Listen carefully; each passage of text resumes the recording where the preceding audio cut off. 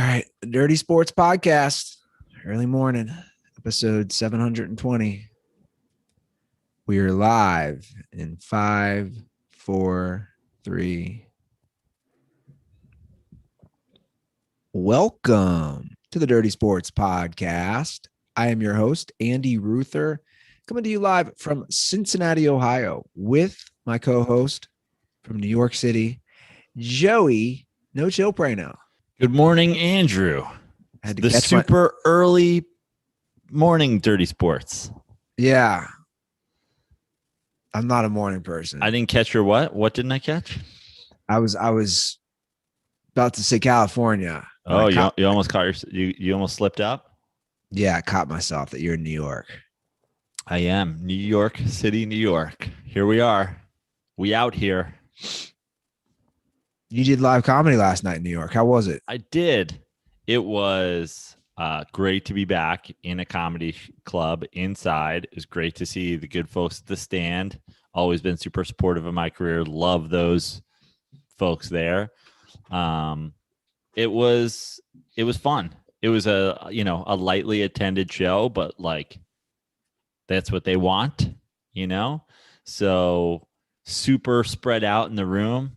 Like I think a room that holds probably close to 200 people normally, they probably had it scattered. I mean, every seat wasn't full, but if every seat was full, I think it would have been 50 people or something like that. I mean, it's like, it was almost like doing a show in a room set up for like the SATs or something like that. Like the desks are really far apart so no one can cheat on each other.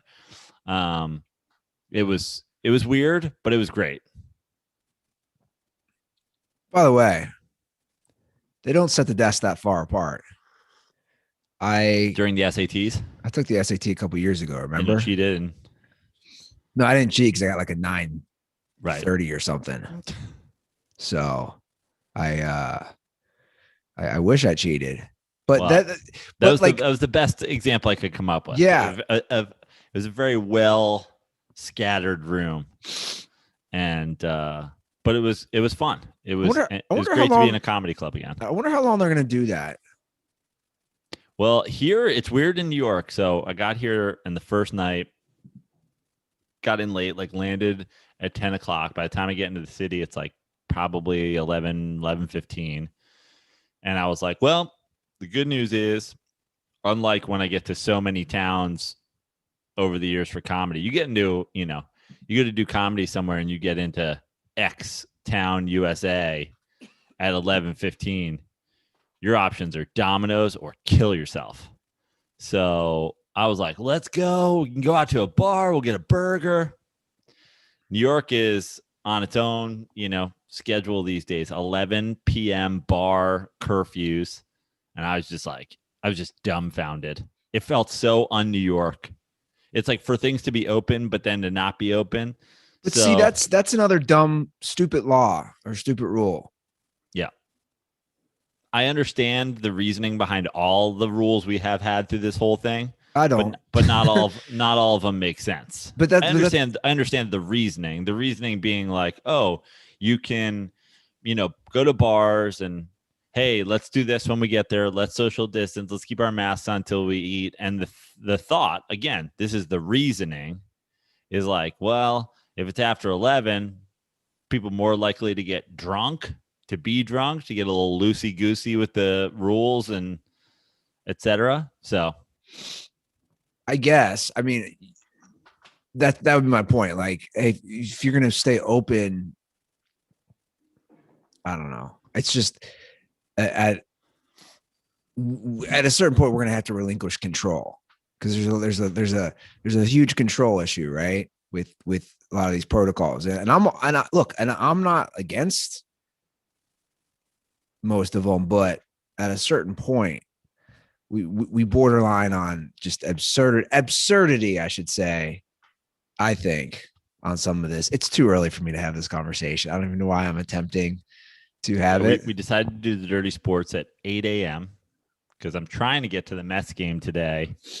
If it's not rained out, looks like it's going to be rained out, which is unfortunate. I planned specifically for a day Jackie Robinson day game while I was here. It's the last game the Mets are in town while I'm here. So did I plan an entire trip around a Mets game that's probably going to be canceled? Yes, I did. But, blah, blah, blah. I'll see my family. Well, they're canceled just like Canceled. Bernie Madoff is officially canceled. Oh, wow. Who is intertwined with your New York Mets. This is true. Not anymore. He's not, but he was. No, he was. He's not anymore because he's dead and the Wilpon ownership is dead. So we've put that to bed once and for all. How much money down for the big dirt nap? How much money did he rip off the Wilpons? So I feel like we've done this a number of times on the show. So that's kind of the rub with Wilpon and the Madoffs. They made money. I didn't know that. So for you to have a Ponzi scheme, first you got to show like some people are making returns. And it's like, look, the Wilpons got in. They gave me this money. I gave them back double. And people are like, I want double. And he's like, give me your money. And then the next 8,000 people that gave him his money didn't get anything back. So that was kind of the thing with the Wilpons was they were entangled in the Madoff scheme. They made money and they still cried, poor, we can't pay our players and whatever. And then they got, sued, and a number of people who had lost money to Madoff, got entangled in lawsuits with them, I believe, for like basically being part of the pyramid scheme. Unbelievable. Yeah. Yeah. I mean, the whole thing is like I was reading, I actually haven't watched any of the stuff on it. Like I know they did the HBO movie. Remember I started it one day. It was really good. Yeah. I fell asleep and then I think there was something else, but I read the full obituary on him, but it's just, the whole thing is just wild. You talk about when you read about that stuff, it makes me think how inept are these regulations as far as like the SEC or anybody who's supposed to be moderating this shit. And then it spurred me to think if I tweeted, give me 10 examples of why I should trust the government or federal authorities. Do you think people could give me 10 examples? Probably not correct ones. Like that's crazy for me to think.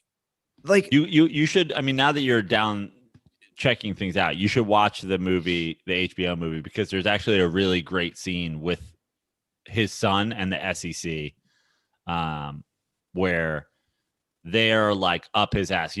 Once obviously they get exposed for blowing the whole fucking thing, and how do they not know? They try to pin it on somebody. So they go after one of his kids and they're like, so you're saying you didn't fucking know about this? And he's like, it's your job to know about this, and you didn't know about this. How am I supposed to know about this when your whole office is about knowing about this and you guys didn't? But I'm supposed to fucking know? Yeah. So it's a great scene. That didn't do it justice. That's the Joe Prano reenactment. It's way better than that. It's not just two Joe Pranos arguing with each other about SEC violations. Kill yourself. No, you kill yourself. I should do that tweet though. Cause I like, it's just, you're like, wait, cause I'm reading again, the article about everything. Not that obviously I knew about it, but a little more in depth. And I'm thinking like, how the fuck does this happen? This is unbelievable. And, a quick Mets / money related story that I saw, I wanted to bring up real quick. Did you see that Paul LaDuca has to pay $500,000? I did. For defaming Joe West? I read the whole story about that. I like Paul LaDuca. He wasn't like the best Met ever, but he was a fine Met. I think he's entertaining as a post career guy. He's real big into horse racing, which is fun. He's a big gambler. Great. But the part of that story that is kind of hilarious is it's a complete and total fabrication, because they investigate, and there was only one game that he umped during like LaDuca's Mets career or something like that, and Billy Wagner didn't pitch? So yeah, let me explain this. This is kind of a wild story. I thought that flew under the radar this week. So former catcher Paul LaDuca was sued by baseball Joe West. First of all, Cowboy Joe West, as we call him. First of all, he wanted $11.9 million. Yeah. And I love what his attorney said. We were liberal in our ask. Well, clearly you end up getting of 11.9 million, you got $500,000. Basically, LaDuca claimed on a podcast in 2019 that in the 2000s game, Billy Wagner struck out a player on 3 pitches, and LaDuca asked Billy Wagner, what the fuck just happened? And Wagner responded, Joe loves antique cars, so every time he comes in town, excuse me, whoa. Every time he comes in town, I lend him my 57 Chevy so he can drive it around. So then he opens up the strike zone for me. And like you said, what's crazy is none of this ever happened. Yeah. Now, there's probably some truth to this in some realm, right? One thing that happens with baseball stories, this is something that is very well known to have happened. People just co-opt stories, and then, they tell it. So did that happen to, Todd Pratt or whatever? And then Paul LaDuca made it his own story for some podcast? Maybe. But don't steal a story that couldn't have possibly happened to you, because now you're going to get sued over it. And it's just, obviously the whole story in itself is pretty wild. It's probably based in some sort of truth. He probably does love it. He probably, somebody probably did lend him a car sometime. Did that lead him to opening up the strike zone? Who knows? But it obviously didn't happen to Paul LaDuca and Joe West and Billy Wagner. Did he get the ump wrong? Did he get what? I don't know. But well, yeah, he never, I'm reading, according to court, LaDuca never caught a game where Wagner threw 3 straight strikes ever. So like that first part of it, which I could have told you just knowing Billy Wagner's career. And then he also said West had ejected him for 8 or 9 games. And that was also completely made up. Dude, you talk about running the wrong lie and losing $500,000. Like, yeah, that's. And listen, I it's obviously a bullshit story. And, I'm kind of glad, even though I like LaDuca, that like, listen, don't go tossing around bullshit stories. But at the same time, I wish a judge had been like, I award you $200, because let's be honest, Joe West, you're still a shitty ump, and I'm not giving you $500,000 to defend your character as an ump when you're a shitty ump. Umps nowadays, they want to be like, they want to be part of the show. Oh, and we've done this in a couple episodes in a row here. Joe West, Angel Hernandez, like these are the guys known for the ump show. But listen, the other good thing is, if we're going to do this, if these umps are now going to like have court cases against people saying they're shitty umps, let's let them win the ones they should and lose the ones they should. It was great when a federal judge told Angel Hernandez he was incompetent. That was like it was like a warm hug from the justice system for baseball fans everywhere. I'm all for automated umps. What am I battling this morning, man? Jeez, sorry. My throat. Oh, man. You need a cup of coffee, Andy? We got some fresh bagged instant coffee here with some coffee mite in it. No, I've been battling allergies and a cold for, I don't know, like weeks now. Maybe I just had COVID, which wouldn't be good considering I just got a second vaccine this week. Yeah. Although I've heard this happens. I've heard people have been getting the COVID. No, post vaccine. No, I don't have it. It's just again, I think it's just allergies. Weather keeps jacking me up. But I posted this yesterday, which I thought was interesting. Pete Rose turned 80. And the number to break his all-time hit record Somebody would need 213 hits for 20 straight years. Yeah.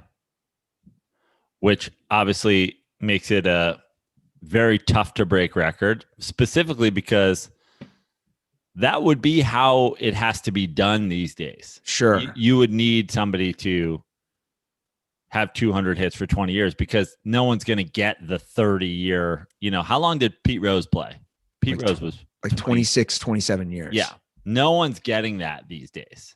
Pete Rose, toward the end, it was, Pete Rose was the player manager. Like he played certainly probably longer than he should have.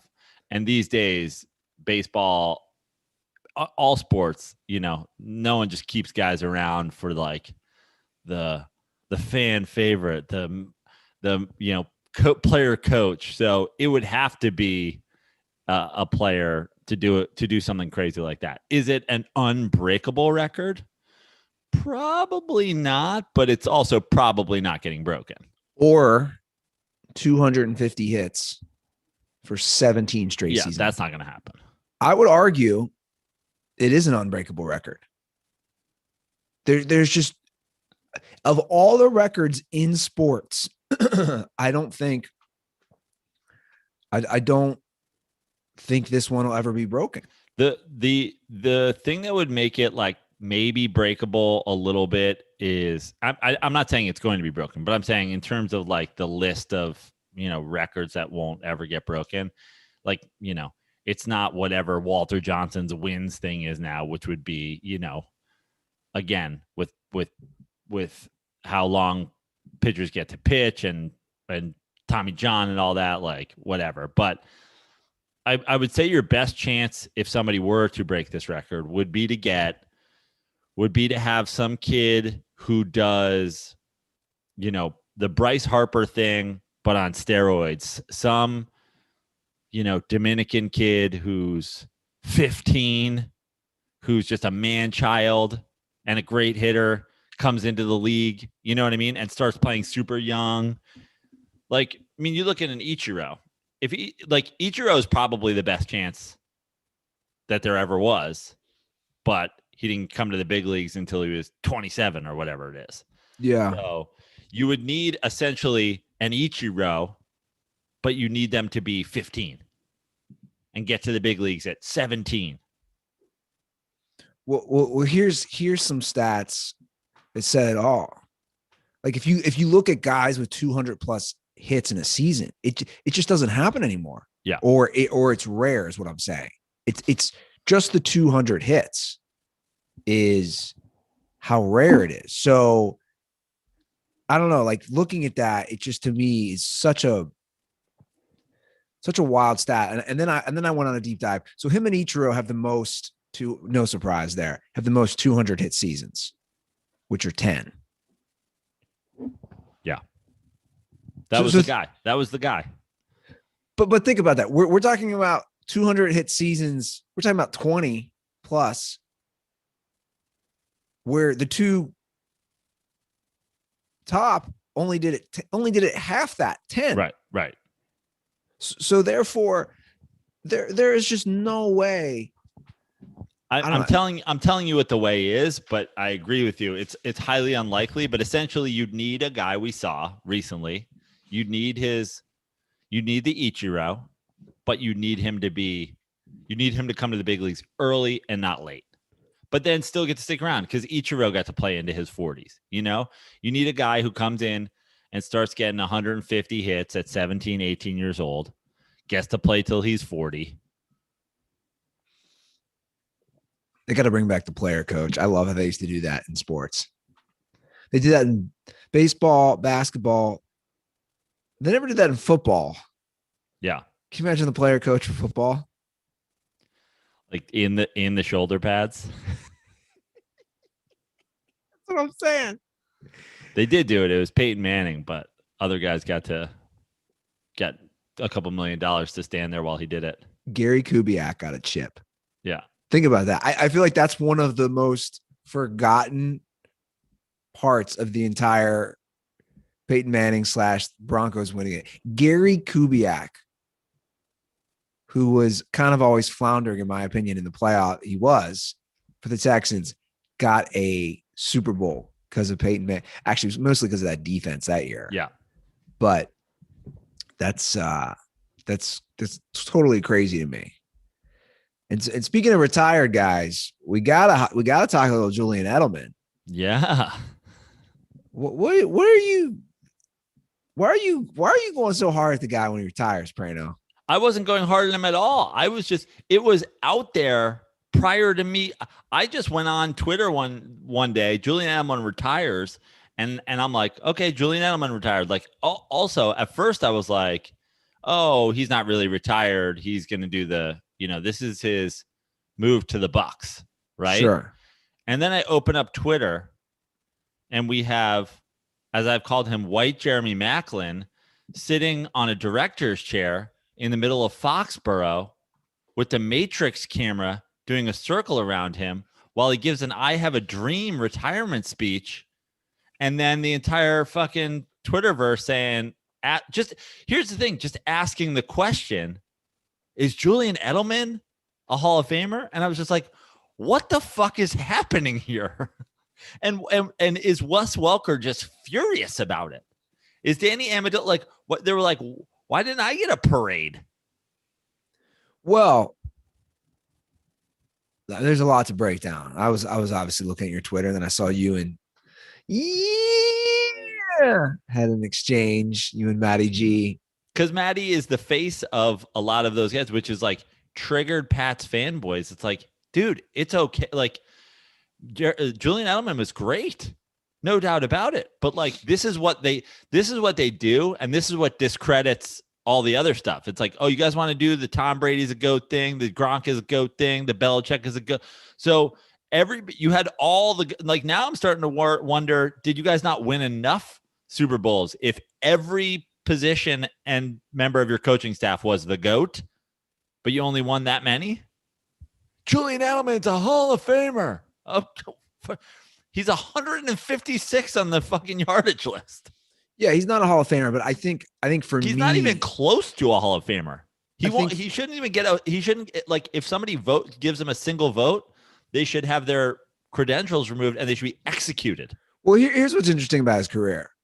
He doesn't have the stats, but he's got the postseason stats where he's second in yards and second in receptions all time. Yeah, because obviously they played in a ton of postseason games and they went far. So he has that. He also has the Super Bowl MVP. I think for his career, at least for me, what I find so endearing is just the story. I like guys who are like him. He came in as a quarterback, Kent State 7th round pick. Like, to me, that's the silver lining I take away, is this guy had such a great career when he basically came to just make the team. Awesome. No one's shitting on that. Listen, a lot of teams have those guys, and good for them. And like, you should root for them and have a jersey and whatever. Like, Victor Cruz is an undrafted free agent. He comes to the Giants. He makes multiple Pro Bowls. He has great postseason with the Giants. He has a couple great postseasons with the Giants. He makes a Pro Bowl. But we're not doing a fucking Quentin Tarantino film when he retired. Yeah, but again, I think with Edelman is that he did have some really huge catches in the playoffs. He has Super Bowl MVP. Great. Like I think some of these comparisons. I'm stoked for him. But I'm saying I think some of these comparisons aren't fair. Like, I don't think. Yeah, I agree, because Victor Cruz made a single fucking Pro Bowl, and Julian Edelman didn't make a Pro Bowl in his career. The comparison of white Jeremy Maclin is actually offensive to Jeremy Maclin, who was a better receiver than Julian Edelman. But again, I would disagree based on what? Him playing in the postseason? This is what I've been saying to Massachusetts assholes. Bernie Williams ain't better than Ted Williams because he got to play in every fucking postseason. Bernie Williams is number 2 all time on the hits list behind Derek Jeter. Surprise, surprise. Every fucking person on the all-time postseason hits leaders are Yankees. They're not better hitters than Pete Rose because there's a wild card round and they make the playoffs every fucking year for a decade. congratulations to Julian Edelman for being the guy on the Patriots who steps in and is the new Wes Welker and the new this and the new that. But like, let's keep it all in check. Great career. If he didn't have the postseason career, we wouldn't be talking about him at all. But we can't, like, this discredits all the other conversations that we have about receivers, about Hall of Fame, about whatever. I mean, we're a year removed from, is Eli Manning a Hall of Famer? And we're talking about, is Julian Edelman a Hall of Famer? Yeah, I never said he was a Hall of Famer. No, I'm saying asking the question is offensive to everybody in the Hall of Fame. and honestly, I put out there, he's the white Jeremy Maclin. It set people off. He's not the white Jeremy Maclin. He's worse than Jeremy Maclin.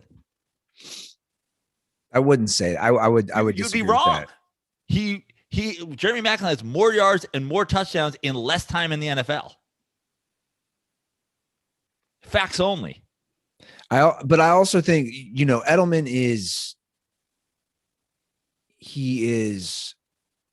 he's not going to have the gaudy stats with what he play. His role, his specific role in that slot position, he's not going to have. What slot guys do have gaudy stats would be my argument. Like those guys are the Larry Fitzgerald. Well, now he is. He's been a slot guy a lot of his career too. I mean, he's I'm not comparing him to Larry Fitzgerald. Okay. You named one guy.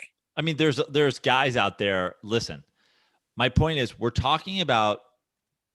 doing it again. We're talking about the 156th all-time yardage receiver, the 258th all-time touchdowns catch guy. 258th. We're now every single person that's been on the Patriots because they got to play in a bunch of postseason games are like, we're going to talk about them like they're in all-time conversations. It's so offensive to so many fucking receivers. Well, yeah, if you look at the numbers, if you look at guys who are on that cusp of Hall of Fame, I mean, it is. It's a guy who's been floating around, who's been debated forever, just off the top of my head. Like T.O. didn't get in on his first ballot. Yeah. And we're talking about, does Julian Edelman belong? I mean, he gets crushed in numbers on, the Torrey Holtz of the world. I don't know if he's eligible yet, but like a Reggie Wayne, these guys, I'm just thinking off the top of my head. Dude, this is what we're doing. We're talking about guys in the top 20 all time. And we're being like, he gets crushed by them. Yeah, no shit. Cause he's 156th and 258th. He gets crushed by basically everybody that's ever played. But again, my takeaway would be, hey, I think it's a great story. I could be possibly Eskimo brothers with him. And I think for me, that's my takeaway. I try not to look into pro Boston sports fans on Twitter and just say, well, but it's also, it's a whole other thing where it's the pro Boston sports fans, but then the way that we're doing, like, you look at the guys who have contributed to teams and what they've contributed, and like Jordy Nelson doesn't just like, he's not sitting in the middle of Lambeau with the fucking, 4K camera looping around him. Like, it would be the equivalent. So you didn't like, and I'll be honest, I didn't watch the video. I saw it was a long video. You didn't like the fanfare. I don't like any of the fanfare. Like, I'm okay. Wes Welker retired. Okay. Or again, Wes Welker, Julian Edelman, whatever, Brandon Stokely. Like, it's cool. Brandon Stokely. You were a great player. I'm not taking that away from you. But like, just the conversation dismisses. I mean, we're talking about Reggie Waynes and guys who are in the top 20 of all time. You're dismissing the middle group of people. We're acting like it didn't fucking happen. And we're jumping all the way down to Julian Edelman. I saw a Broncos tweet. Every team did their tweet. I saw a Broncos tweet about Rod Smith, whose numbers piss on Julian Edelman. And people are like, oh, we weren't doing this for Rod Smith. Oh, we weren't doing this for X receiver. We weren't doing this for X receiver. I mean, we've talked about, Odell Beckham on this show. Is he good? Odell Beckham has more career yards than Julian Edelman right now. If Odell Beckham dies today, He will finish with more career everythings than Julian Edelman.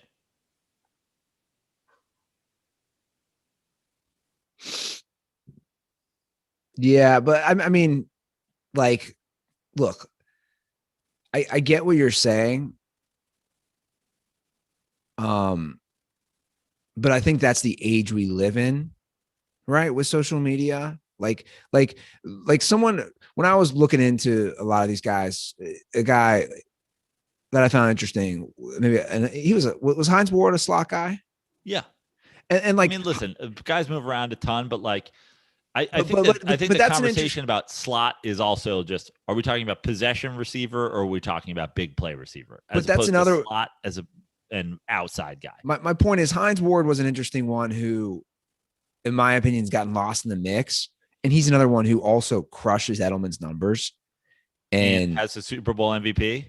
yeah, and I thought like, wow, that is kind of interesting. Of when I just think we're so in the moment with social media that these conversations start, and then you start looking at Heinz Ward's numbers and also the Pro Bowls and the All Pros, which Edelman has none of, None. And you're like, wow, like we really can't have this conversation. You know, it's funny because Maddie jumped in.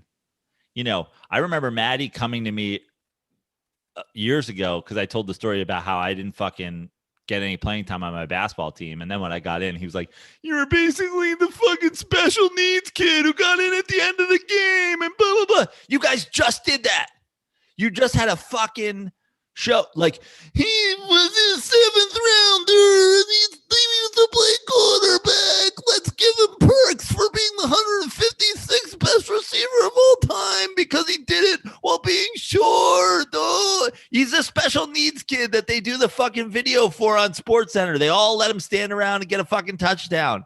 And you're fucking, you guys are jacking off over each other. Great career. He's an awesome athlete, a fucking sick athlete. He has an all-time. He has a perfect passing statistics in the NFL because every time he threw a pass, it basically went for a touchdown. He's a sick athlete. I think Julian Edelman deserves all the credit in the world. But like when you do this, you are essentially doing the special needs kid, and there's 120 receivers between him and the top 25 who get talked about all the time, who are like, Heinz Ward's like, what the fuck is happening? If Julian Edelman gets like this retirement ceremony, am I the mayor of Pittsburgh? But again, I think it's the age we live in, right? Like Heinz Ward was right before that and Heinz Ward, obviously, it is similar as far as great career with one team, won a Super Bowl MVP. Obviously, Ward has the accolades and the numbers to crush Edelman, but I think it's just the age we live in. Do I think that Julian? But it's also just Patriots fans.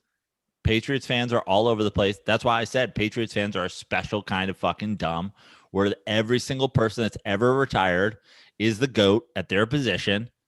Let's talk about him. They're the GOAT. They're the GOAT. This is the GOAT, the greatest GOAT. Everybody's GOAT.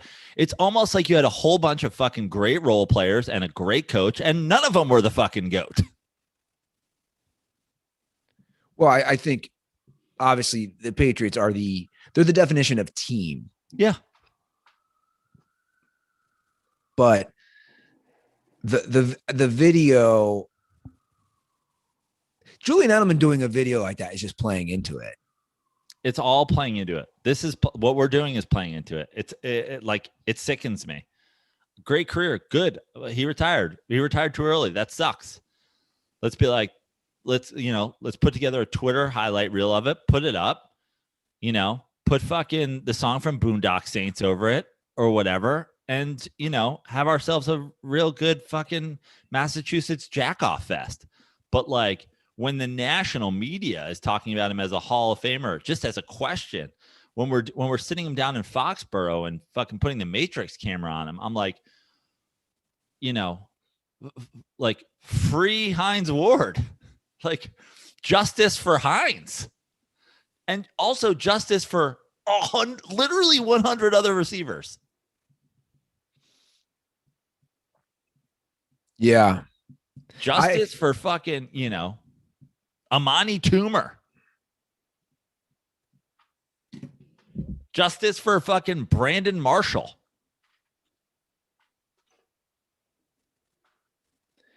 Obviously, the allure is his story and also playing for the Patriots. That's what all this boils down to, is his story and how he came from Kent State 7th round pick. I mean, that's what it is. That's what it basically boils down to. And listen, Patriots fans, white people loving white people.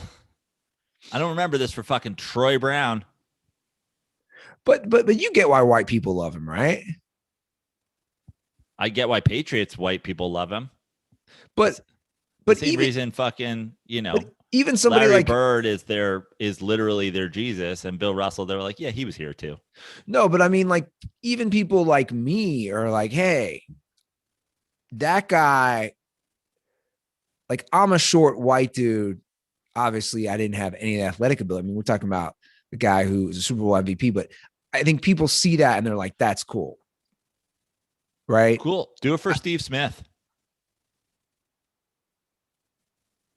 I love Steve Smith too. Yeah, who's an undersized guy who takes literal dumps in his toilet right now that are better receivers. But my point is, you relate to somebody who looks like you, dude. Sure. Right? I don't look like Steve Smith. I look more like Julian Edelman.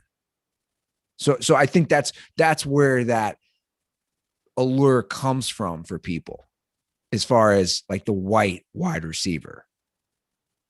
And you get that. Yeah. And also Patriots fans and Boston sports fans in general are historically the great racists that walk planet Earth.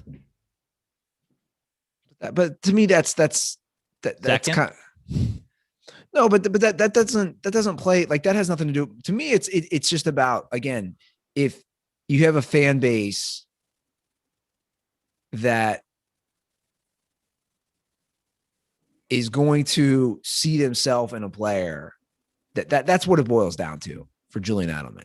Now, do I think? But none of them are Gronk, right? We don't. None of us. Gronk see is a freak. Gronk is a freak. Is a physical freak. But Patriots fans did this 2 years ago when he retired. They're like, it's over. There goes the GOAT, the greatest that ever did it, the best tight end in history. And we had to come onto the show and debunk why he wasn't. Yeah. But here they are. No one fucking more. Rodney Harrison's like, remember when I fucking retired, guys? And they're like, shut the fuck up. Look, I'm not arguing with you on the Hall of Fame stuff or the award. Like, I'm not arguing with that. I'm just saying, I'm trying to show you why this is happening. And I'm showing you why it's happening on a whole other level. Some guys are just more likable. You know that, right? Some players we just like a lot, even though they might not have the greatest numbers. Like Sean Casey, people in Cincinnati loved Sean Casey when he played for the Reds. Yeah. He was nicknamed the Mayor. Right. And I'd always say his numbers ain't that great. Right. Like, oh, he's a cool, but people loved him. And it was like my hometown version of that. I'd say, guys, cool. He first baseman who bats 300. I need some home runs. I need some RBIs. But people loved, oh, he's so cool. I'm like, is he? I don't know. He's definitely not Hall of Fame. Maybe I'll watch the video, but probably not. I can't. I mean, the first minute is just him literally sitting in a chair as a camera loops around him with all the audio of his like playoff moments in the background. It's just like, okay. I mean, also cool production and good whatever, but like,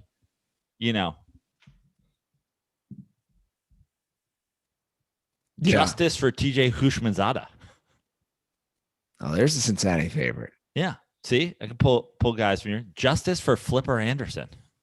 Ooh, a little deep Miami Dolphins dive. Yeah. It's a cool name, by the way, Flipper. Tim Brown's number isn't retired.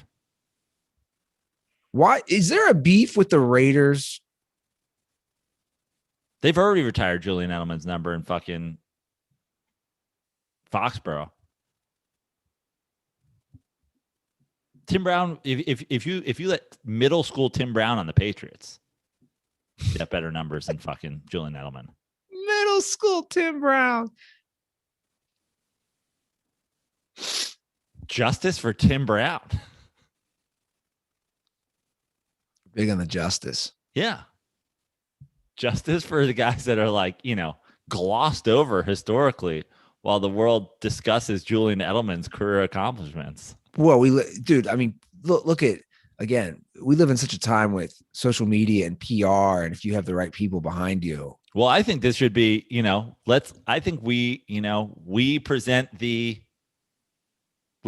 counter to the social media thing. I think we should do a video series, much like, NFL's top 100 players. Let's get Nick back on the thing.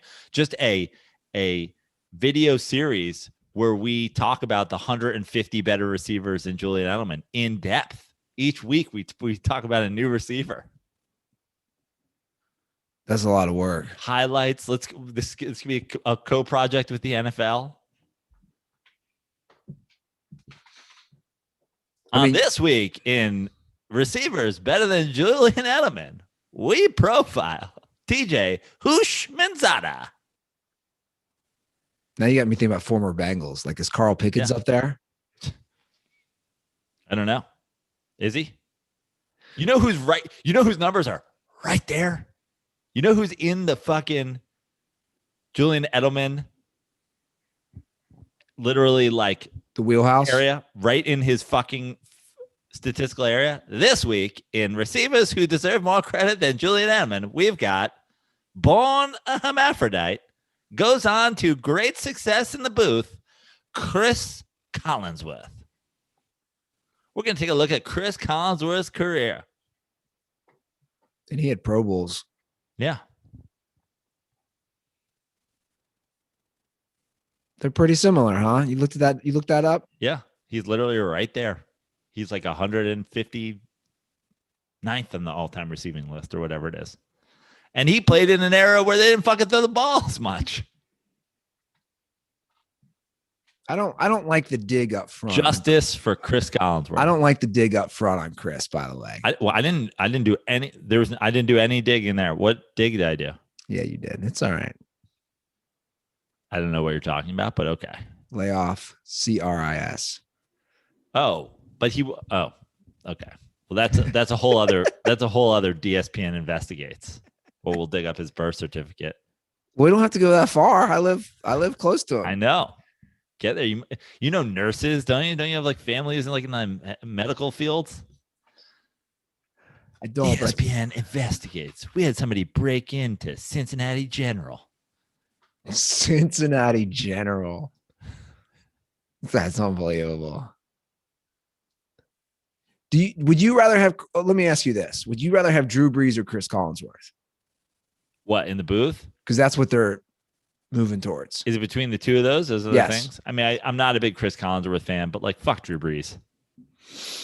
Drew Brees isn't even like. At least Collinsworth has like some years under his belt. It's like, is there anything interesting about Drew Brees? I'm like being totally serious. I'd rather have Wes Welker.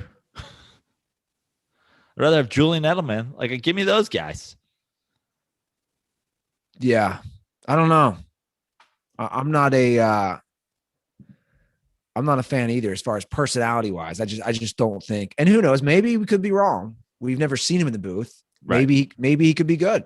Listen, I do. The one thing I do enjoy, and here's why I would say, I guess, because I'm not a Cris Collinsworth fan, I guess I would lean toward the devil I don't know. But I do like a lot, and I know we disagree on this. I do like a lot what Tony Romo brings to the booth in terms of these quarterbacks just know the game so well, and especially knowing the game, at the modern era level of, the knowledge that Drew Brees has of today's NFL, being the quarterback on a team for 20 years. It's significantly greater than Cris Collinsworth's knowledge of the game. Drew Brees' knowledge of the game right now is it though? 100%. Drew Brees' knowledge of the game right now is, top 10. Chris Collinsworth knowledge of the game right now is, Julian Edelman level. Like he's probably in like the 150 to 250. I'm gonna be a homer. I'm gonna disagree. I just think you can't. That's know. all he does. That's all Collinsworth does. But I just don't think you're gonna know like it under the hood as well. I mean, listen. I think the proof is in Romo. I think Romo just like does an exceptionally better job than anybody on TV right now telling us what's going on the field. I think.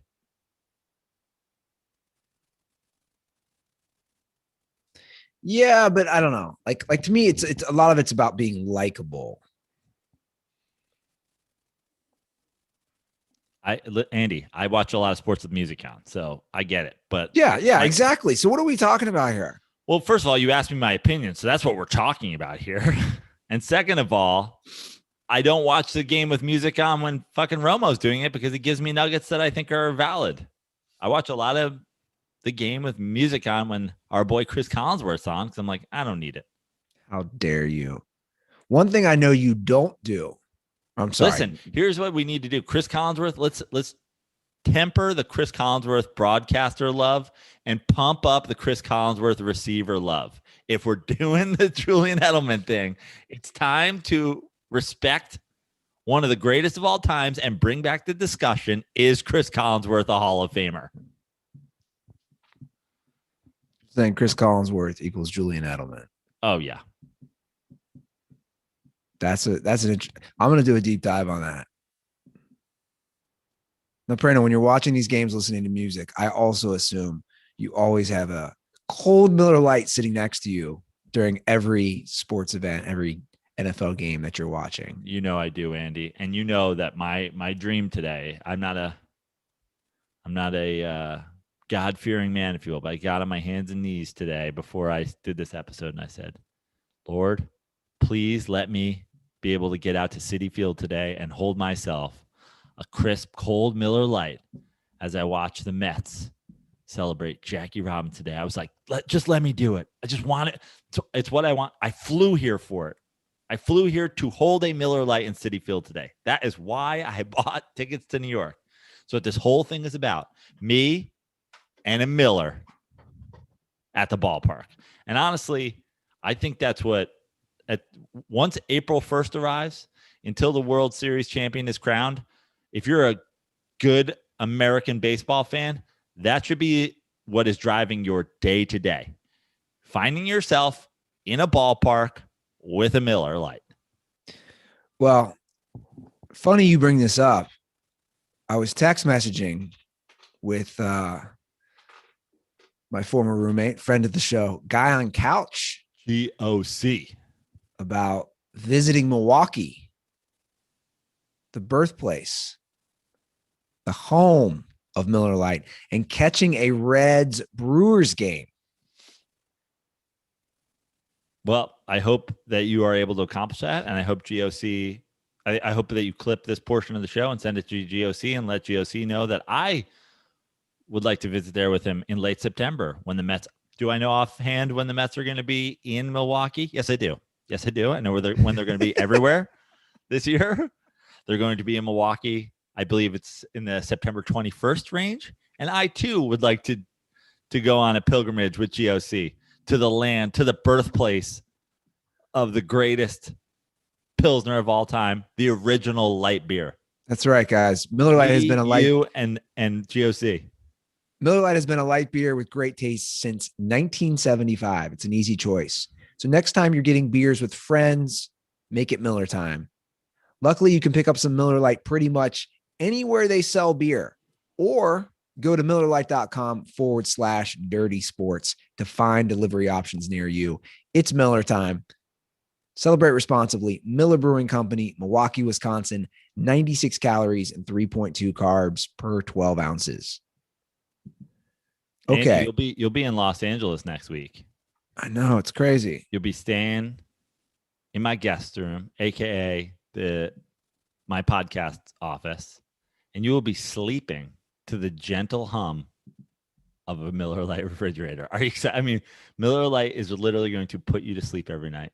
Yeah, I need it. The gentle hum of a cooling refrigerator. The refrigerator is just over there in the corner while you sleep, going, just over here keeping these Miller Lights cold. Which is good because I normally sleep with a sound machine, but that'll be my sound machine. That's perfect. I can't believe I'm going to be in LA next week. I know. I'm excited for you. Yeah. Shout out to CT. Got my rental car all set up. Double shout out to CT. Got my rental car set up here tomorrow so I can go tool around the outer areas of New York, go see some family. It's a Hall of Famer right there. I mean, that's a legit Hall of Famer right Justice there. for CT. That's a first ballot. This is what I'm saying. The Julian Edelman thing discredits the CTs, the Mitches, the Benangis of the world. This is like us being like, while we're here, is Trevor a Hall of Famer? It's like, how dare you?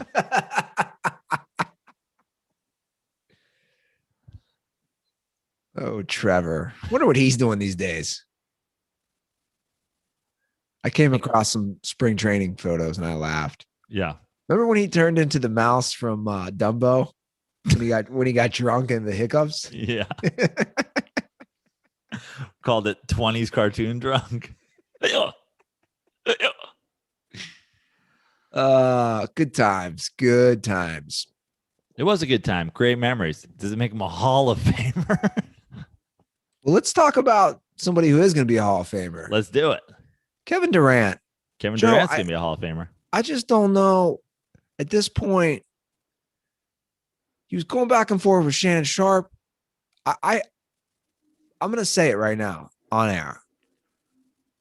I think Kevin Durant, he needs psychiatric help. Hot take Ruther here on Thursday morning. But nobody's saying that. Like nobody, at least in the mainstream. I got to give a shout out to the Real Fisherman group, what you call the Mean Girls chat, because I did years ago. Yeah. I believe it was Emiliano who put in there yesterday an incredible screenshot from Reddit. Did he send it to you? Somebody DM'd it to me. It's wild. Kevin Durant has more tweets than points in the NBA. That is one of the wildest cross genre stats I've ever heard. Yeah. So to repeat that, Kevin Durant has more tweets than points scored in the NBA. They're both in like the 14,000 range or something like that. No, they're let's see here. It's do I have it here? No, I'm logged into Dirty Sports. It's in my personal. It's like 22,000 or something. Okay. But regardless, again, you're in the middle of the season. And this isn't, I've said this about a lot of players. I remember saying the same thing when Baker Mayfield was going back and forth with Cowherd, which he's done multiple times, but in the middle of the NFL, I said the same thing. I said, Tom Brady's not fucking with this shit. You're in the middle of a season. You're in the middle of trying to get the number 1 seed. And your concern is what Shannon Sharp said on a cable show that nobody even watches. Like, numbers for that show are terrible. It's all YouTube views. Yeah. But why? Again, it begs the question why you need, dude, do you want my shrink's number, Kevin Durant? You need to talk to somebody, man. You need a therapist. And why is no one ever in any of these organizations that he plays for sending in their therapist or their guy saying? All I can think about is the Jordan Last Dance thing. I just see Kevin Durant being like, someone mentioned Kevin Durant's name once, and he's like, and I took that personally. Jordan was like driven by these like things. Kevin Durant, like, I guess the only counter argument would be like, Kevin Durant's really good, and like, is he using this stuff for fuel? And if he is, great, but then like, shouldn't that be enough? Honestly, I think besides, there's not a whole lot of negative things that you can say about Kevin Durant and Kevin Durant's game and Kevin Durant as an NBA player. Really, all we have at this point is that, he snaked out and went to that Warriors team, and he's got to get off Twitter. But I think they're related too, right? Like, I mean, obviously he was tweeting and doing the whole social media thing before it, but it seems like, the real issue happened with him. Well, here's what's crazy about the Kevin Durant story. Okay. Kevin Durant snakes out and goes to the Warriors, right? People start trashing Kevin Durant online. Kevin Durant opens up a dozen burner accounts to trash talk people.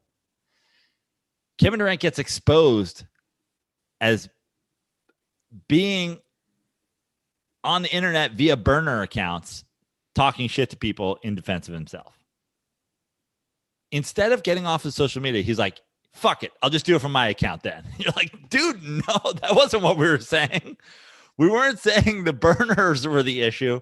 We were saying that you responding to every troll on the internet was the issue. He's like, fuck it, I'll do it myself. You would have thought that lesson was like, yeah, I got to get off social media. Instead, his lesson was, I'll just do it from my actual account. Why is like, I don't know. It's insecurity, clearly. But again, that's a deep-rooted psychological issue. Why are you insecure, man? Your game speaks for itself. Again, the thought of being so angry with Shannon Sharp, what he's saying to Skip Bayless, a fake show. It's a fake show. There's nothing real. It's literally a character. Come on, Andy. Come on, Andy. You ain't gonna come out here and tell me that Kevin Durant. Come on, KD. Get off the Twitter, KD. You ain't Bron. You ain't my Bronson. You ain't ever going to be up the GOAT there. Up there with the GOAT, the Bronson. You ain't seeing Bron on the Twitter. You ain't seeing Bron in my DMs. It's unbelievable. It's disturbing to me. Like, it's disturbing to me. It's sad. You need help, man. And I don't know where your friends, your family, why is no one stepping in? He cried when he won the MVP and, had that speech about his mom. Dude, where are you at, Mom? Come on. This is where your mom comes in. She says, son, put down the phone. I just can't wait for Kevin Durant to respond to you on Twitter and be like, stop talking about my mom. Like, dude, you watch the dirty sports? I watch it all. I just see Kevin Durant in that room that Batman has in The Dark Knight. He's just doing the Morgan Freeman where there's like a million screens. And it's just him watching all of media simultaneously, waiting for somebody to say his name. It's there. Somebody in Hong Kong's talking about it. He's like, gotta go. I mean, his beef list at this point. Long and distinguished.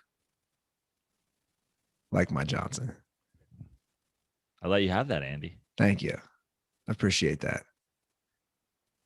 I just don't understand it, man. I don't know why none of his teammates are getting involved. Like, why is nobody saying to him, dude? Well, first of all, just get off Twitter. Kyrie's on a pilgrimage because somebody called him bro. And, James Harden's just like, man, I'm just trying to get healthy and not eat. Like, I'm trying not to gain 70 pounds while I'm on the IR. Steve Nash is like probably skateboarding around Brooklyn trying to land a kickflip. And Mike D'Antoni's in a padded room just screaming. I mean, the whole thing is it's so bizarre. If I could, this is no joke. And listen, I know I'm a stan. I know I've been a stan for years, but like at this point, if I could talk to one person in sports, like an unauthorized, like nothing leaves this room, I'd want to meet Mike D'Antoni in like the back room of a Brooklyn Italian restaurant and be like, yo, spill it. And just like, I want to know what he has to say about Kyrie, KD, Harden, the whole thing. Like his mind must be wanting to fucking lose it that Kevin Durant can't get off of Twitter. I think it's a drug for him. That's the equivalent. He can't stop. He can't put it down because most people could easily just say, "Fuck this, I'm out. I'm going off for a while. I'm going silent, or I'm deleting my account." I know it's unhealthy. I mean, you want to hear something crazy to put things in perspective? Chrissy Teigen knew Twitter was too unhealthy for her, and she got off. Chrissy Teigen has the wherewithal better than Kevin Durant. There's your perspective. She even knew, hey, maybe I don't need this. I'm out. Kevin Durant's like, no, man, I need that fix. I need it. Literally one guy 6 years ago now put a snake emoji on the internet, and Kevin Durant's like, this is my life's work from here on out. If I ever see a snake emoji in reference to me or anyone ever again, you will get a reply. Is that what our show needs? Do we need a Kevin Durant beef at this point? I think you should start a Twitter beef with Kevin Durant. You're not on Twitter enough anymore. You have the clout. You have multiple accounts to retweet it from. I need a Andy Ruth or Kevin Durant Twitter beef. I don't want to start a beef with them. I actually feel I have empathy for the guy. I don't care what you have empathy for. I'm thinking about the show.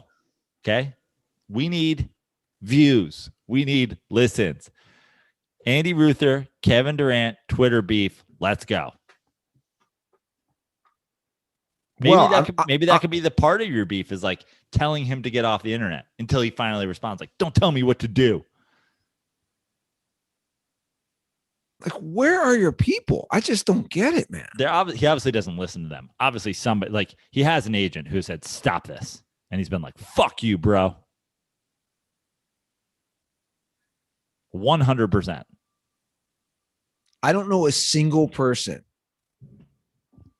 who has a problem with, like, again, I would have put Chrissy Teigen in that wheelhouse. Like, she would have been the compliment, like, you know, the compliment as far as in that wheelhouse. And then she was gone. She's like, I'm done. I've tapped out. When they do road trips, is he just sitting in front of his phone when they're on the planes, when they're driving to the stadium? He has 25,000 tweets. Yeah. I mean, here, let me just tell you where we're at here. Now, I deleted some tweets. I have 3,000 tweets. I probably deleted, let's call it half. I think it's probably safe. Let's go more now. Let's say I have 7,000 tweets ever. My girlfriend goes, you are on your phone all the time. Imagine being on your phone 4 times as much as I'm on my phone.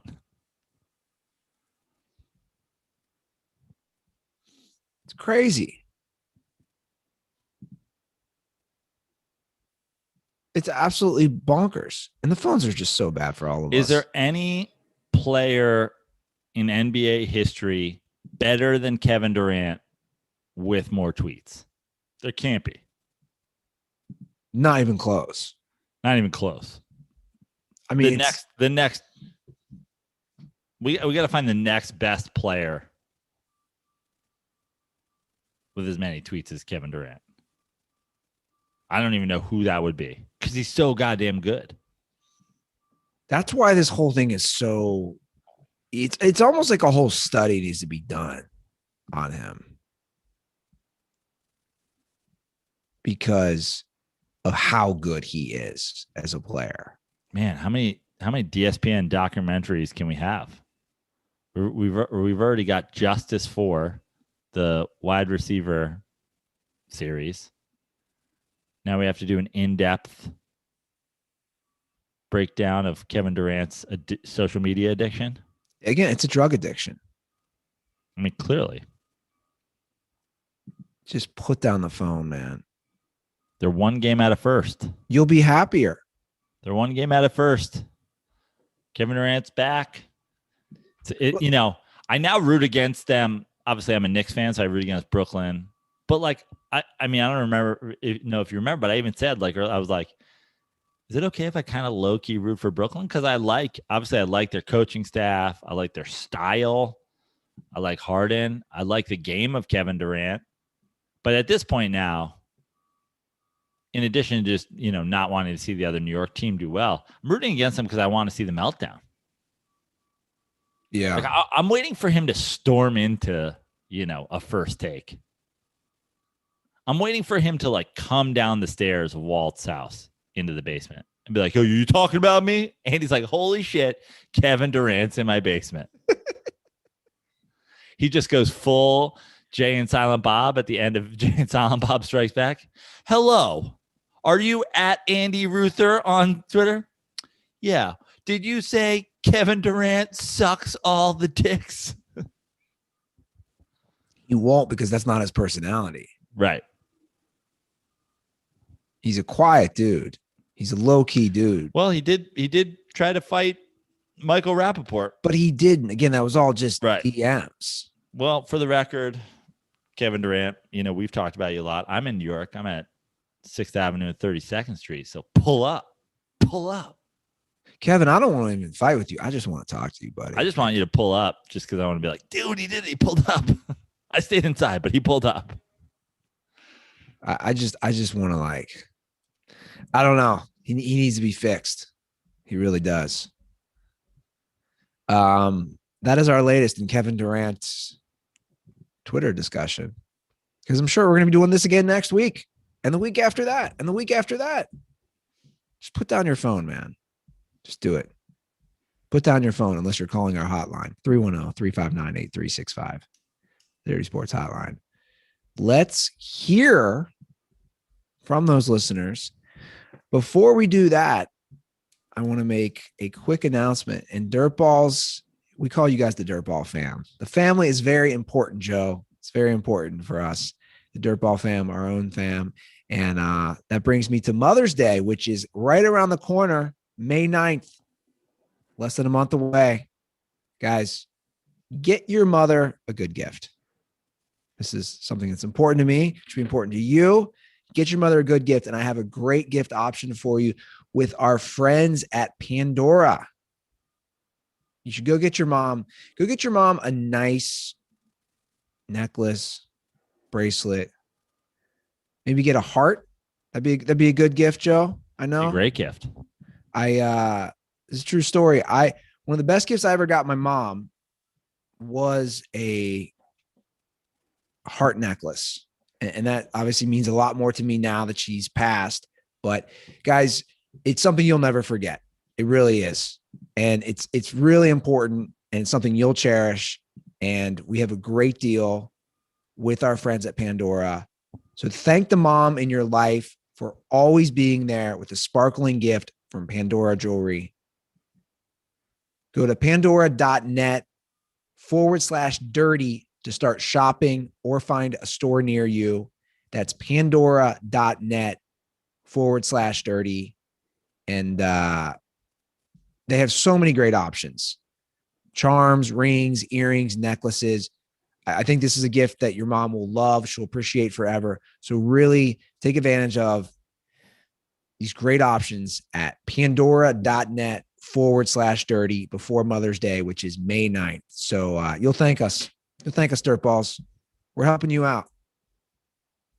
And put down your phone. You're hanging out with your mother. I'm talking to you, Kevin Durant. She's a real MVP, Kevin Durant. If your mom's a real MVP, get her a Pandora necklace. Yeah. Kevin Durant really cared about his mom. He'd get her a Pandora necklace. I agree.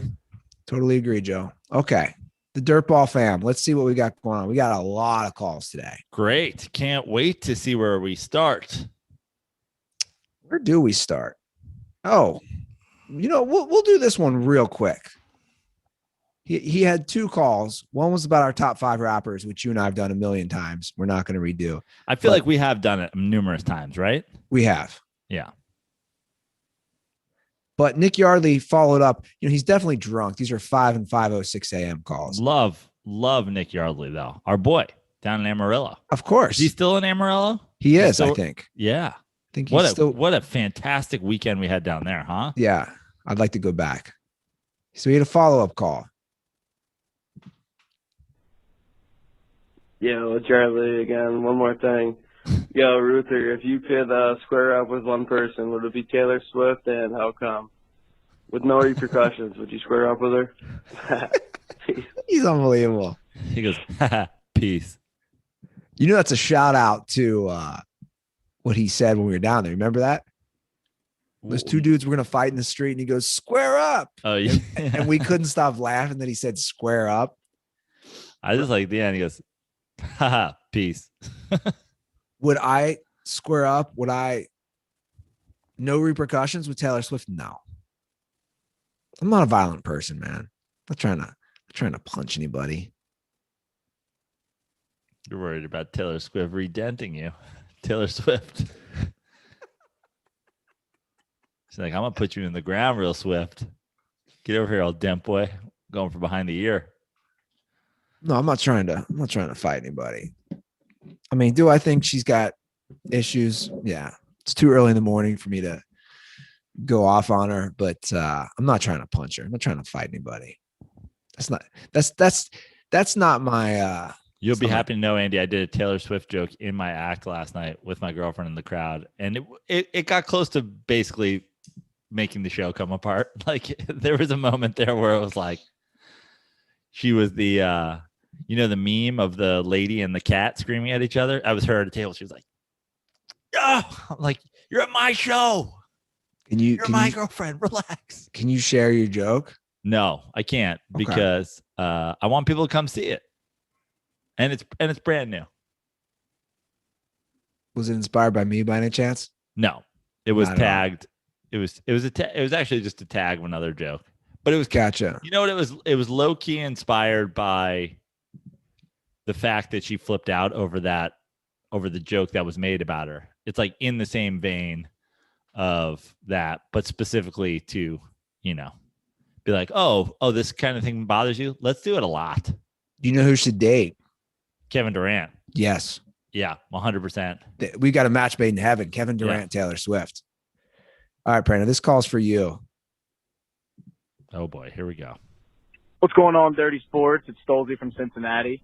I'm just now getting done listening to Monday's episode on Tuesday night, and I saw multiple people talk about the Jacob deGrom situation. I mean, it's not a joke anymore. Like, we are in like DEFCON 5 of we need to get Jacob deGrom some wins.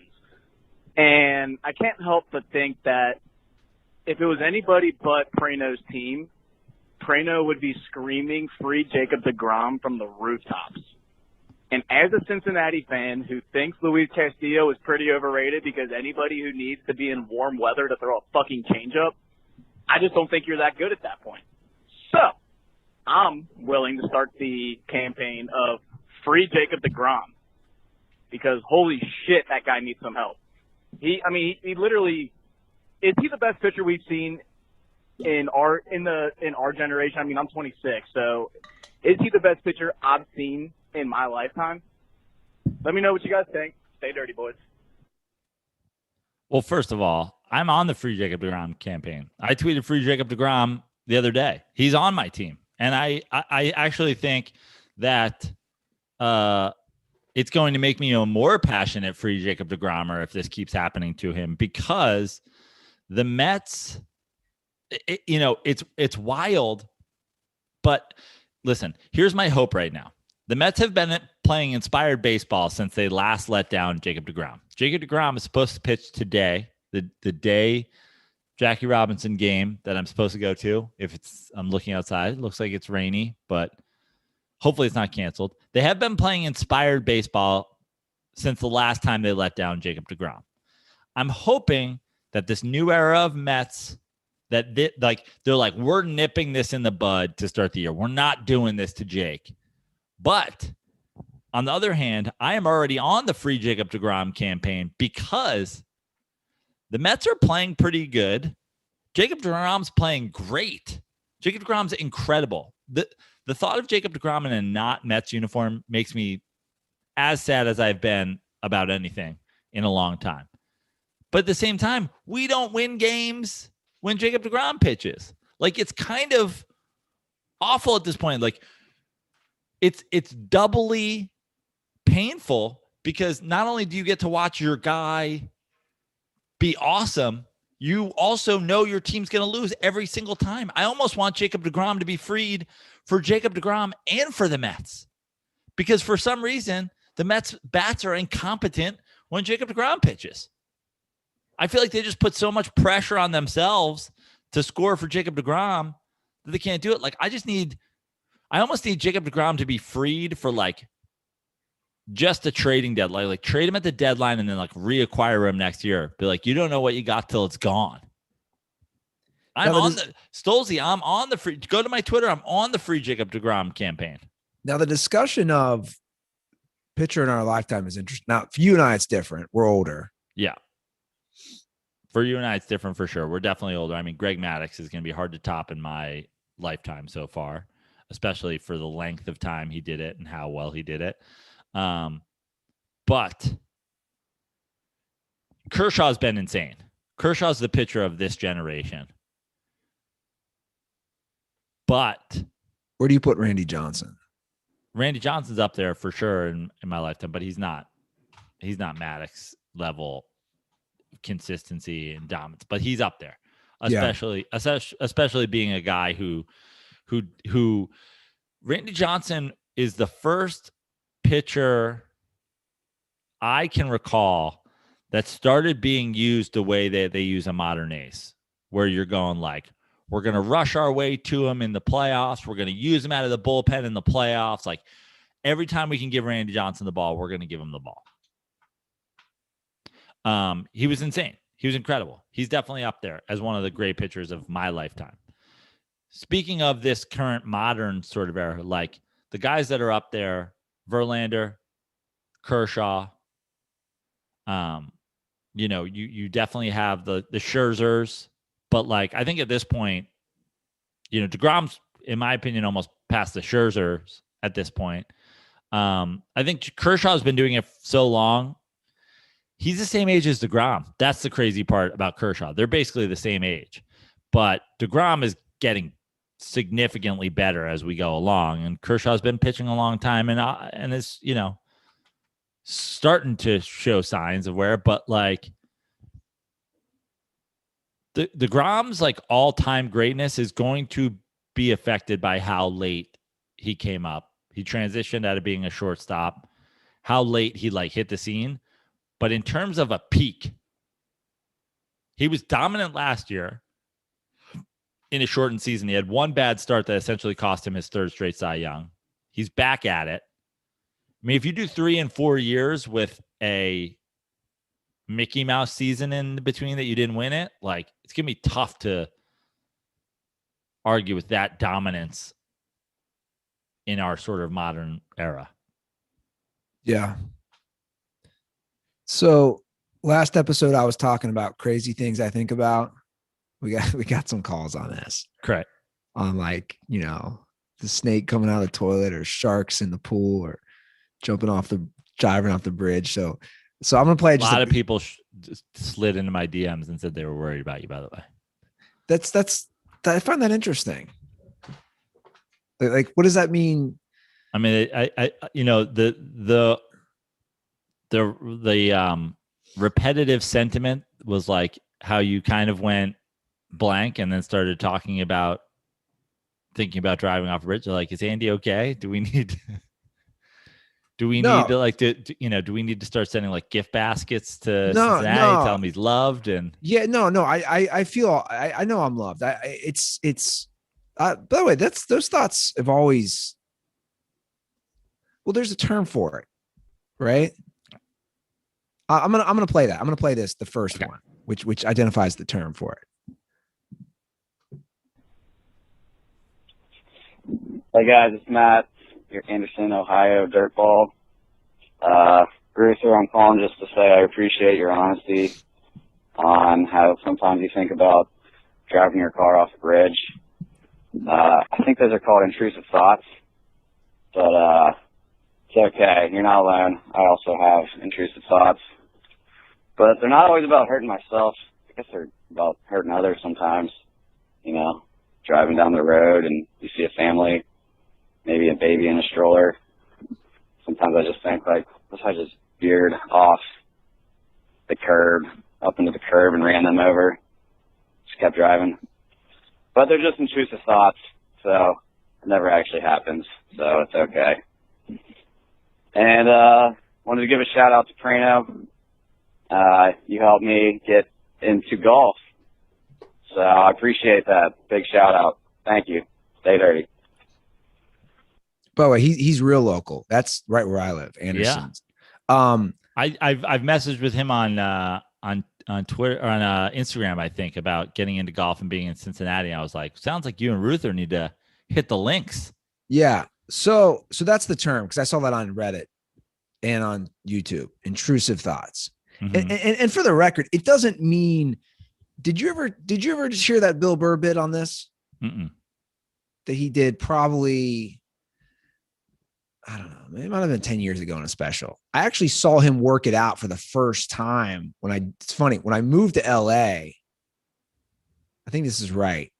I was doing a spot at the Belly Room at the Comedy Store, and then he popped up on one of those like weekday 7 p.m. shows where there's like 5 people in the audience, and he was working on this bit. And the Bill Burr bit it's kind of similar. Is he's saying, you're driving in your car, and you're showing his hand on the wheel, and you're thinking, I'm just a normal guy. But if I just slightly, and again, I'm paraphrasing for everybody, if I slightly move my wheel to the right and just mowed down all these people on the sidewalk, suddenly I'm on the cover of Time magazine. Everybody knows from normal guy. Boom, just slightly to the right. It's very similar to that Bill Burr bit. And I think that's what I was saying. It's not that I want to, it's the thoughts. I was just sharing sometimes crazy thoughts that go into my head. Doesn't mean I'm going to do them. Like I think the, the interesting thing about this call is it's made me realize that I think I have these intrusive thoughts, but I think they all happen in my backswing. And that's why I can't fucking hit a golf ball straight, because all my intrusive thoughts happen during my takeaway when I go like, what if I kill myself? And then it's, oh, fuck.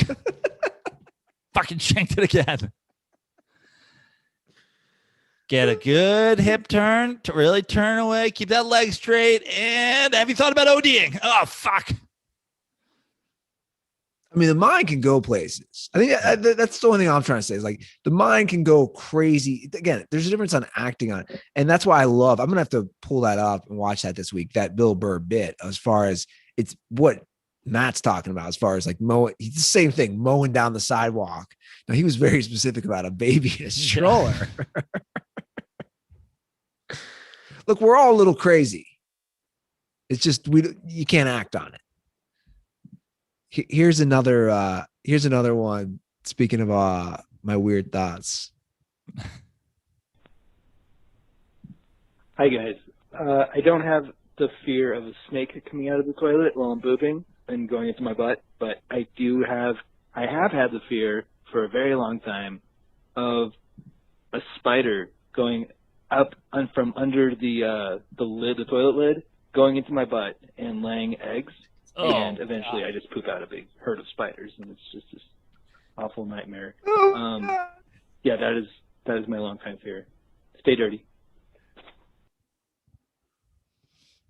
So his fear is the spider going into the anus, laying eggs. I feel like Bill Simmons right now, and these are our listeners. Like the amount of people that you have triggered into calling our show and being like, listen, Andy's thing about having deadly issues around every corner really spoke to me. Sometimes when I'm listening to your podcast, I worry about snakes coming out of the headphones that I listen on and infiltrating my brain. And my brain turning into a pit of snakes like Indiana Jones falls into. Like, the fuck are you guys talking about?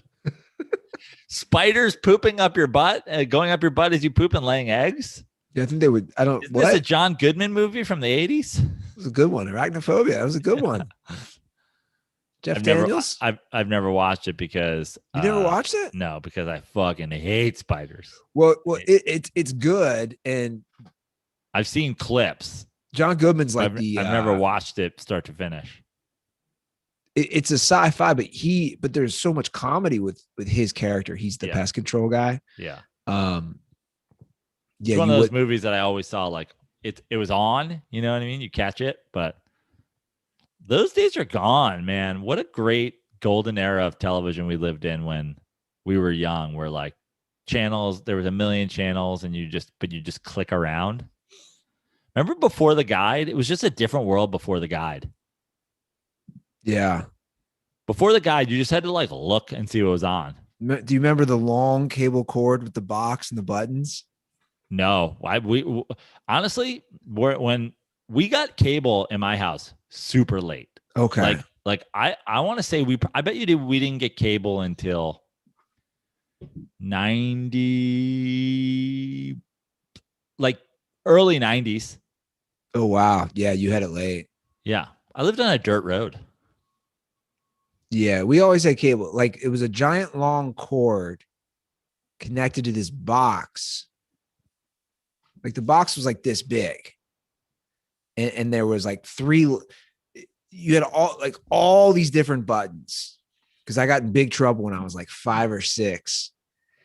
Rest in peace, Mrs. Schimber, my babysitter, older woman. She wanted to watch the news, and preschool Andy was not having it. I mean, this thing was big. I whipped the cable box at her. Jesus. Like violently. No, you didn't talk yourself out of those intrusive thoughts, huh? Like, what if I bludgeon our babysitter to death with a cable box? Dude, I was such a little shit. I was like my word, like my brothers always joke, Andy reached his peak height of toughness, like kindergarten. Like that was me. Like I was such a little shit at those ages. Like locking babysitters out of the house and like giving them the middle finger, like young. Like you're not getting in here. Like fights. We used to beat the shit out of each other at recess. Teachers were terrible. One kid down the street brought a pocket knife to school. We threatened to use it on somebody. It's kindergarten. Pull up. Talking shit about me? Anyway, where are we at? Let's do a sports call. Seems appropriate. Hey guys, this is Brent calling, top 5, LA Dirtball. Currently on a road trip going to the Santa Cruz Mountains, so if I cut out, I apologize for that. But I was watching a giant Padres baseball game last week, and after the Padres won, to celebrate, they started doing that thing in the stadium where they flick the lights, like the stadium lights on and off, creating that strobe effect. I just think that's by far the most hack, bush league, lame thing you can do to create like a weird false sense of excitement in the stadium that your fans can't do themselves. And that's definitely a trend I'm seeing more and more in sports. I know just off the top of my head the Packers do that when they score a touchdown, just flick the lights in the entire stadium. I think it gets me unreasonably upset. I think it's just so lame, such a weird trend to do every time your team does anything successful. So it got me thinking to hear your guys' thoughts on what are your least favorite stadium trends. And to give some more context, this is things like the Atlanta Braves chop because they do that after every single pitch, or the wave, or them playing in NBA games, playing music during the Okay, well, we start to lose him here, so I'll cut it off. But When he really got into the mountains. Yeah, you get what he's asking. Yes. I got to say, I tend to agree with him, and mine is it's the easiest thing ever, fireworks. Like the idea that we set off fireworks when like a run scored, or fireworks when there's a win, or like I remember when fireworks were like 4th of July, and like if you set off fireworks and you win the championship, like I'm fine, if a baseball team's got fireworks ready. Really? Yeah. No, but I'm saying really like I can remember always growing up, at least in my memory, the Reds have always done fireworks after a home run or a win. Yeah, I think it's fucking lame.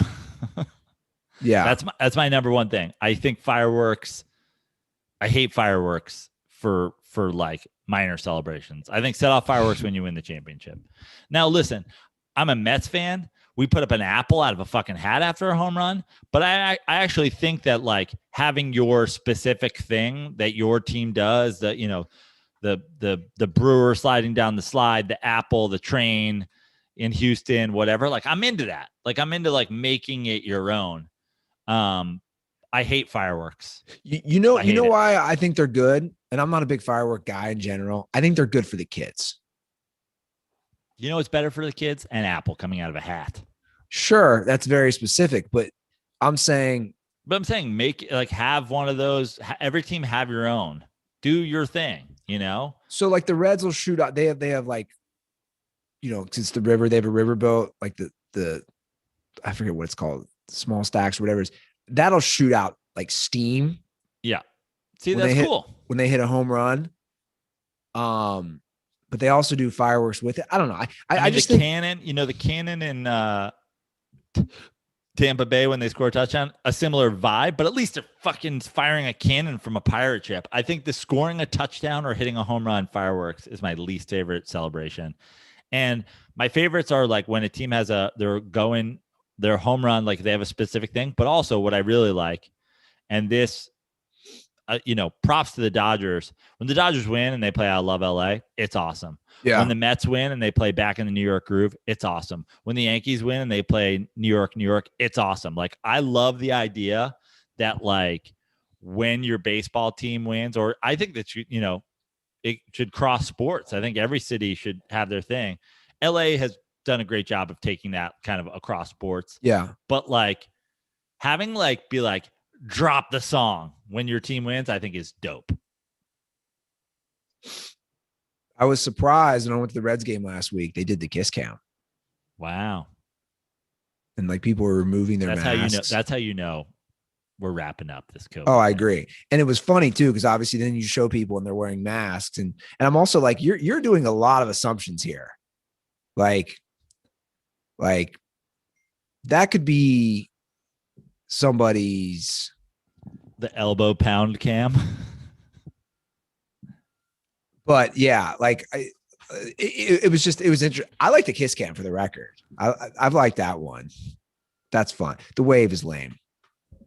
Oh yeah, ban the wave. We've discussed that forever. Yeah, ban the wave.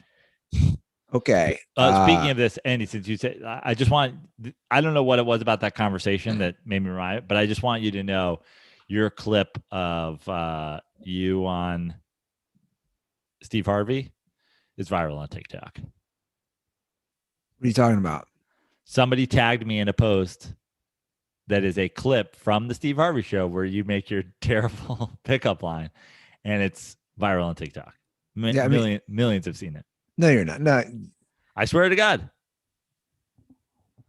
You want me to check how many views it has right now? Somebody put like in my comments like at Andy Ruther or like at Joe Prano, and I was like, oh, Andy.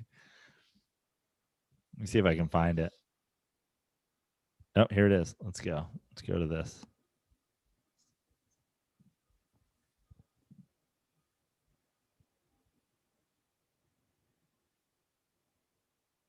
$1.4 million. What's the clip? It's the clip of it's three guys giving their pickup lines, and you're the last one. What's the premise of the TikTok though? Like the caption? It's a duet. So like it's literally a dude. The top half is the clip, and the bottom half is this black dude like watching it. He doesn't even say anything. He's just like watching it. You know what's funny about that is they probably don't know that I was purposely trying to be hack and like. You know what that day taught me? I enjoy getting booed and like, you know, the wrestlers, they always say, would you rather have the crowd cheer you or boo you? Yeah. I enjoyed an entire studio live TV audience, like, boo, like thumbs down. Like I enjoyed that. Which is great for my comedy career because I've been booed a lot. Okay, we have time for one more call. This is for you as well. Oh boy, here we go. Another one. Hey, Ruther. Hey, Prano. This is number one Wisconsin Dirtball Nathan giving you a call because Prano. I'm listening to the podcast and Prano Ruther mentioned Swingman 9, and I think you guys have to make a shrine or like you have to keep a running list and pin it up or nail it up on a wall somewhere in your apartment or your house, Ruther, of all of the vendettas that Prano has against these random troll Twitter accounts. It's just so fucking hilarious to me to hear him rant and rave about these Twitter trolls that he remembers the usernames of. All right, stay brave, stay dirty boys. Well, I like the idea of assembling them. Like I could start a Google Doc. Like who? Well, there's already a list. There's a list. If you look at who Maddie Goldberg follows on Twitter, it's literally every person that's ever trolled me. Maddie Goldberg, I'm pretty sure at this point, I've just started to figure this out recently. I think he's pulling the strings of all of my trolls. What? Yeah, I think Maddie is the Dr. Evil that is behind all my trolls. Now, when somebody trolls me and I look them up, they'll be like, followed by Maddie Goldberg. I'm like, how does Maddie Goldberg follow every single person that trolls me? Are they all Maddie Goldberg burner accounts? Give me a couple of the all-time. I mean, we have Swingman 9. Swingman 9 was one of our Jacksonville. Who's the Atlanta kid? Oh, yeah. There was an Atlanta kid about the Hawks. Jonathan Cohen. I remember too. Jonathan Cohen something. Jonathan Cohen 04 or something like that. His beef with me was what was that his take? The Atlanta Hawks at the time, like my disrespect for the Atlanta Hawks and how is that when they had the 1 seed? Yeah, they were the 1 seed. Budenholzer is the greatest coach in NBA history. They'll win a championship before the Knicks. The Braves will win a championship before the Mets. He's Mr. Atlanta, and I think they lost in like the first round or something. Or the second, and the Cavs took care of business. Yeah, LeBron has no chance against this. Budenholzer led. Kyle Korver. Was Josh Smith in that team? Yep, Kyle Korver, Josh Smith, all those guys. I mean, there's never been a bigger Atlanta Hawks. Like he was just like, I believe at one point, Jonathan Cohen, this is great, 04, I believe it was. He literally said, like, Budenholzer is responsible for the Spurs dynasty. Like, that Pop is not a good coach. This was all him. He's the greatest coach in the NBA. He's going to lead this Hawks team to a dynasty. Also, the Mets suck and the Braves. So that was our Braves guy. There's an Atlanta guy. Tons of Boston guys over the years. My favorite about the Boston guys is they'll always have it's like Tom Brady GOAT, like Texas Boy 35. Texas Boy 35 and our boy Boggs were the Texans guys that were just like couldn't handle. Like that was when I was on my Bill O'Brien as a piece of shit phase. What's amazing is how many of these things have played. I was like, what happened to the Budenholzer Hawks? What happened to Bill O'Brien and the Texans? How did the Jacksonville Jaguars dynasty fare? Like, it's guys coming at me being like, you're a fucking clown. Like, all of them came true. They were all not good. Well, hey, Boggs gave me that is amazing Chris Sabo Rex Specs. Well, listen. Boggs, me and Boggs are cool. That was a you and Boggs issue. That wasn't a me and Boggs issue. That was a me and fucking Bill O'Brien issue that he flipped out about. It's like, bro, Bill O'Brien fucking sucks. I'm trying to think who else.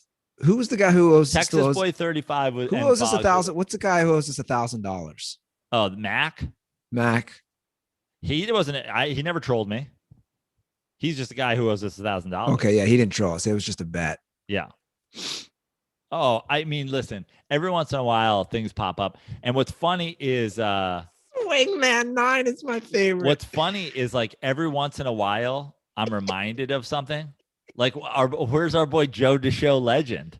Remember his why beef? Dude, I saw. Why are you going at? Why are you? Because every once in a while, I'm reminded. Every time I look at the standings and the Warriors are like 10th, I'm reminded that one of our trolls was like, Steph Curry's the greatest player in NBA history. He's going to whatever. And I love it because all of these things, it's once again, he's like, LeBron should stay in the Mickey Mouse East. He comes here to the West. Meanwhile, Steph can't make the playoffs and LeBron already has a championship in the West. It's amazing. all of my trolls are because I just say really common sense shit about sports and they cannot handle it. I am sure somewhere a troll has been birthed because I said fucking Julian Edelman's the 156th best receiver of all time. Somebody's like, forever, I'll get fucking Reno. But if you guys want a comprehensive list, go to who Matty Goldberg follows on Twitter. Those are all my trolls. Matty Goldberg, in the 3 days he had a podcast, all of his listeners were people who have since turned their back on dirty sports because I said something very factual about their team that they could not handle. I think Matty just follows everybody. That's Could probably be. the thing. And Matty's a follow for follow. Like if you follow Matty and he gives you love, Matty will follow you back. Matty's cool about that. I've had tons of Eagles trolls during the years. But it's funny, the ones that really stand out to me were the people that like Who was that original troll? Like we're talking like 2014. He knew Stanga. Oh, Guzman? Guzman, good call. Wow, good memory. Are him and Joe DeShow Legend not the same guy? They kind of look alike. Guzman. And I forget what his beef was. What was his beef? I think he was a Cowboys fan. Oh, yeah. And we're Yeah. and we'll do things like Cowboys 8-8 forever, and he'll be like, "I'm gonna fucking kill you." That's the thing that's the most. The thing about the trolls is like, okay, you shit on Boston trolls for you're like, oh, you guys are racist, whatever, Yankees trolls, whatever. But like no one comes with more passion than the people who have like a glimpse of success, and I'm like, don't get caught up in the success, man. The Jacksonville Jaguars aren't for real. And they're like, they're so fucking for real. They're so fucking winning the Super Bowl. And you're like, all right, man. I got to say, I think this is a bad path to go down. I don't think the Mike Budenholzer Hawks are for real. I think this is a sham 1 seed. It's like, I'll fucking kill you, you piece of shit. I'm like, okay, I guess Jonathan Cohen 04. Yeah, sports can bring out the really bad people. I mean, you know what? The other list, the other way to check out the comprehensive list is I can just go to who I've blocked on Twitter. It takes a lot for me to block somebody. I'm gonna disagree on that. Really? I think you're I go back and forth with people forever.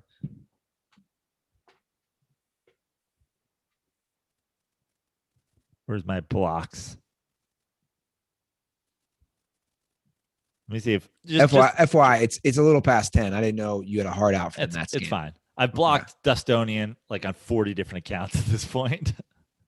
shout out to Dustonian. I've blocked who on 40 different accounts at this point. Now I'm just getting into like the blocked people I don't want to see. Trying to see if I have just like a jump out as like a real. I don't even remember blocking half of these people. Oh, you remember your boy Henry Hazel? He was the original Ruther troll. Oh, he was a hardcore Ruther troll. He turned on all of us at some point. I forget it might have been a Boston thing. It was a Boston thing. I thought he had a crush on you or something. And then why did he turn on me? Because I didn't slurp Tom Brady or something? It was definitely a Boston sports thing. And then you went off. Okay. Yeah. So he was blocked. He's the original Ruther troll, and I was like, yeah, seems like a good guy. And then he was like, you don't think Dustin Pedroia belongs in the Hall of Fame? Fuck you forever. That guy hated me. He hated me. I mean, Phillies. Remember Kevin Albright? Remember Kevin Albright, who was just like, he's been on our show. Penn State. We lost a bet. You lost a bet. Remember the Kevin Albright thing? The original beef. Again, we were just like, yeah, Penn State isn't that good? And he like demanded Penn State get in the national championship game with like 3 losses. And we're like, bro, you need to fucking relax. He's like, absolutely not. The Nittany Lions losses are all to teams that are also in the playoffs. I know that there's never been a 3-loss team in the national championship game, but it has to be Penn State. They deserve it. And then like in their bowl game, they got blown out. It's always some fan of a team. I think it was 2 losses, but whatever. Well, guys, you can follow us on Twitter at the Dirty Sports. You can tweet at Joe, troll him at Fix Your Life. Yeah.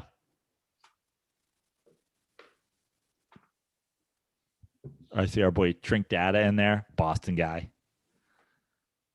It's all just angry sports fans. It's like, bro, I'm sure there's. But you block quicker than me. You do. My message to guys always is like, we can have different opinions on sports. And like, if I don't support your team, I have no hatred. Do I hate the Patriots for being a bunch of cheating fucks? Yeah. But like, do I hate the Yankees for being the other team in New York? Yeah. Do I hate the Eagles for being a cesspool of human garbage fan base? Yeah. But otherwise, literally, otherwise, I have I don't hate the Houston Texans. I don't hate the Atlanta Hawks. I don't hate Chicago. Like, if you're at home going like, Prano fucking, like, this is the Joe Buck thing. Like, I'm not out to get all of your teams. Also, I don't even hate like players on teams. Like, I like Julian Edelman. Let's just tap the brakes on him being a Hall of Famer. Like, that doesn't mean I fucking hate the Patriots because I don't think the 156th leading receiver of all time belongs in the Hall of Fame. On that note, we'll let you get on your merry way down to the ballpark. I think we're getting rained out, which is too bad because it's Jacob deGrom Day and it's Jackie Robinson Day. And I'll be totally honest with you. I was really excited, Andy. I know some of my trolls hate my aggressive woke personality, but I was really excited to participate in the Jackie Robinson Day with everything that's been going on. I think that is one thing that, brings people together, sports. I know what's his name, who did the baseball documentary. They had him on ESPN the other night. Ken Burns is doing a breakout for Jackie Robinson. Everything going on. I think watching baseball today and, bathe yourself in some of the Jackie Robinson stuff, because I think that is, it's crazy that that's over 50 years ago now, and we're still doing some of this nonsense. So bathe yourself in some Jackie Robinson Day baseball today. I'm going to hope to do that if the rain clears. Follow me. All places you can follow me at Joe Prano on Instagram and every other social media, at Fix Your Life on Twitter. Drink some Miller Lights. Watch some baseball today. Yeah. And do me a favor. Send me that TikTok link. I'm curious to see that video. Okay. Even though I don't have TikTok, I can still watch it. Yeah, that's the show, Dirtballs. We will be back Monday, the last show before I am in Los Angeles for a bit. Follow us on Twitter and Instagram at The Dirty Sports. Rate, review, subscribe on iTunes. Leave a Twitter handle or Instagram handle if you want to get those 2 free koozies. All right, guys, that's the show. Thank you for watching. Thank you for listening. Thank you for the support. We'll see you in a few days. And as always, stay dirty.